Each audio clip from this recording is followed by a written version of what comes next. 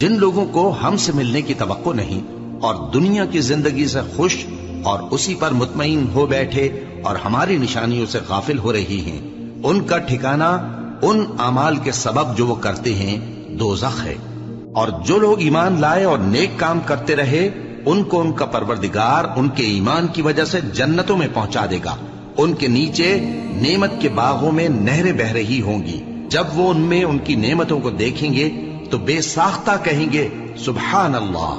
اور آپس میں ان کی دعا سلام علیکم ہوگی، اور ان کا آخری قول یہ ہوگا کہ اللہ رب العالمین کی حمد اور اس کا شکر ہے۔ اور اگر اللہ لوگوں کی برائی میں جلدی کرتا جس طرح وہ طلب خیر میں جلدی کرتے ہیں تو ان کی عمر کی میعاد پوری ہو چکی ہوتی۔ سو جن لوگوں کو ہم سے ملنے کی توقع نہیں انہیں ہم چھوڑے رکھتے ہیں کہ اپنی سرکشی میں بہکتے رہیں، اور جب انسان کو تکلیف پہنچتی